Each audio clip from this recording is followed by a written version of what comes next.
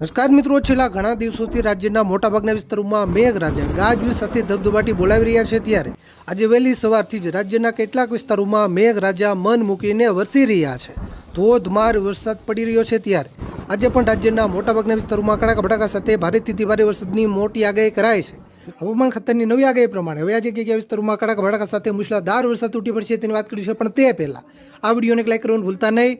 આવી જ રીતે આખું ચોમાસું વરસાદના સમાચાર સૌથી પહેલા જોવા માટે આપણે આ ચેનલને ખાસ સબસ્ક્રાઇબ કરવાનું પણ ભૂલતા નહીં. મિત્રો ખાસ સાંભળજો. મિત્રો પહેલા આપણે ઉત્તર ગુજરાતના વિસ્તારોથી શરૂઆત કરીએ, કારણ કે ઉત્તર ગુજરાતમાં હજુ પણ આગામી 2 દિવસ ગાજવીજ સાથે ભારે વરસાદી માહોલ યથાવત રહેશે.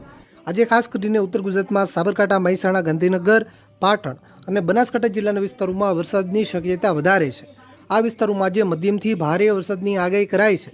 બનાસકાંઠા જિલ્લાના એકલ દોકલ ટૂંકા વિસ્તારોમાં અતિ ભારે વરસાદ પણ પડી શકે. અરવલ્લી જિલ્લામાં પણ આજે વરસાદી માહોલ જોવા મળશે. અરવલ્લી જિલ્લામાં સામાન્યથી મધ્યમ વરસાદ, એકલ દોકલ ટૂંકા વિસ્તારોમાં મધ્યમથી ભારે વરસાદ પણ પડી શકે. મિત્રો કચ્છના વિસ્તારોની વાત કરીએ તો ભુજ, ભચાઉ, માંડવી, રાપર, લખપત અને ધોળાવીરાના પણ છૂટાછવાયા વિસ્તારોમાં સામાન્યથી મધ્યમ વરસાદ, એકલ દોકલ ટૂંકા વિસ્તારોમાં મધ્યમથી થોડો વધારે વરસાદ પણ પડી શકે. મિત્રો મધ્ય પૂર્વ ગુજરાતના વિસ્તારોની વાત કરીએ તો આજે મધ્ય પૂર્વ ગુજરાતના પણ કેટલાક વિસ્તારોમાં ગાજવીજ સાથે ભારે વરસાદી માહોલ જામી શકે. આજે ખાસ કરીને અમદાવાદ, આણંદ, ખેડા અને વડોદરા જિલ્લાના વિસ્તારોમાં ભારે વરસાદની શક્યતા વધારે છે. આ વિસ્તારોમાં સામાન્યથી મધ્યમ વરસાદ, કોઈ એવા ટૂંકા વિસ્તાર હોય ત્યાં મધ્યમથી ભારે વરસાદ પણ પડી શકે. મહીસાગર જિલ્લાના પણ અમુક વિસ્તારોમાં મધ્યમથી ભારે વરસાદ પડવાની શક્યતા છે. દાહોદ, પંચમહાલ અને છોટાઉદેપુર જિલ્લામાં હળવેથી મધ્યમ વરસાદ પડી શકે.